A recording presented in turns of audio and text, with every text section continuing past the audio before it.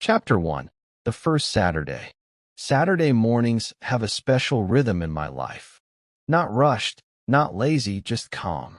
That day, I woke up at 7:30. The sun was already filling my room with light, and I could hear a neighbor mowing the lawn. Normally, I might just roll over and try to sleep again, but something felt different. I wanted to go out. I made coffee, buttered a piece of toast, and sat at the kitchen table. Outside my window, a couple jogged past, their golden retriever bouncing happily beside them. I thought, why not try something new today? I grabbed my backpack, put in a book, a bottle of water, and my headphones, and decided to head downtown. The bus ride was quiet.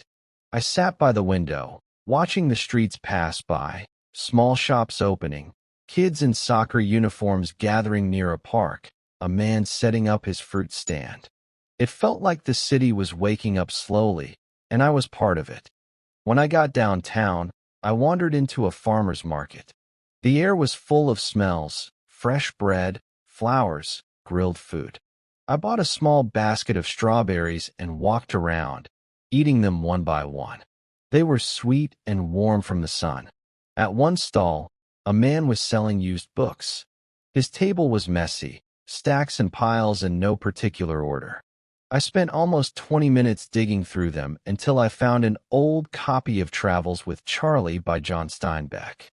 The cover was bent, the pages yellowed, but I loved it immediately. $2, the man said. Deal. I smiled, handing him a crumpled bill. I slipped the book into my bag and thought, this is a good start to the day. Chapter 2. Coffee and a Stranger. After the market, I stopped at a cafe I had never been to before. It was small, with mismatched chairs and a chalkboard menu. The barista had tattoos on his arms and a big smile. I ordered an iced latte and sat by the window. The table next to me was already taken by a man about my age. He had a laptop open but wasn't typing, just staring at the screen. After a few minutes, he looked up and said, "Do you know how to connect to the Wi-Fi here? I can't figure it out." I showed him the little card on the counter that had the password. He laughed at himself and said, "Guess I should have looked around." We started talking. His name was Ryan. He was new in town, just moved here from Arizona. He didn't know many people yet, and I could tell he was glad to have someone to talk to. We talked about simple things, favorite movies, the heat in Arizona, the bus system here. Nothing deep, but it felt nice. Before he left, he said, "Hey, thanks for the help. Maybe I'll see you around again." It was one of those small encounters that doesn't change your life, but somehow makes it brighter. Chapter 3. Evenings in the Park.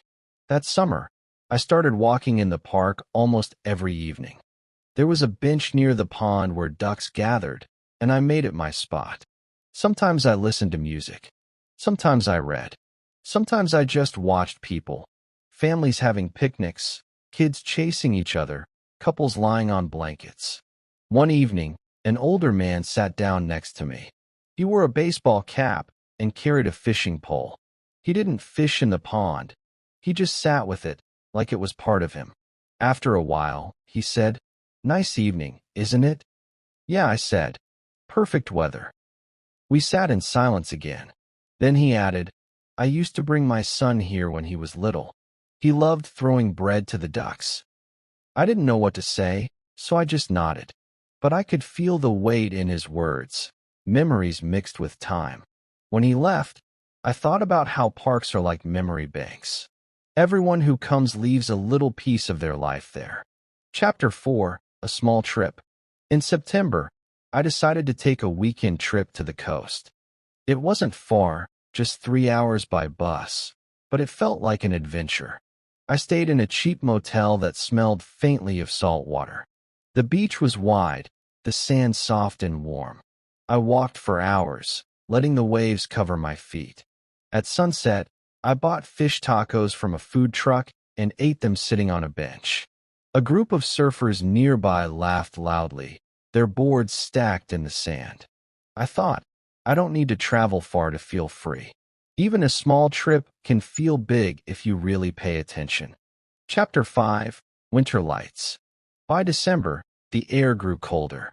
Downtown was decorated with lights, and the streets smelled like cinnamon from holiday markets. One evening, I met Ryan again, the guy from the cafe. He was carrying a bag of groceries. We talked for a bit and then walked together. He said, "Funny how you can live in the same city and still not know anyone. Feels less lonely when you bump into someone you recognize." I agreed. It reminded me how important even small connections are. Chapter 6, The Quiet New Year. On New Year's Eve, I didn't go to a big party. Instead, I stayed home with my mom. We cooked pasta, watched an old movie, and talked about the year. At midnight, we stepped outside. Some neighbors lit fireworks. The sky flashed with color, and the air smelled like smoke. I whispered to myself, "Another year begins. Let's make it good." Chapter 7, A Bike Ride in Spring. When spring came, I bought a used bike from a neighbor. It was a little rusty, but it worked fine. I started riding it to university and sometimes just for fun. One Saturday, I rode along the river trail for almost 2 hours. The air smelled of grass, and the water sparkled in the sunlight. I stopped at a small bakery by the trail and bought a cinnamon roll. Sitting outside with my bike next to me, I felt like a traveler in my own town. Chapter 8, The Last Page of the Year. By the time summer returned, I had a notebook full of little memories. The strawberries at the market, the quiet evenings in the park, the salty air at the coast, the fireworks on New Year's Eve.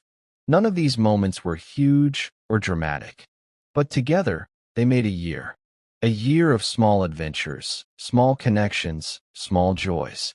And as I closed the notebook, I realized something simple but true. Life doesn't need to be extraordinary to be meaningful. Sometimes, the smallest things are enough.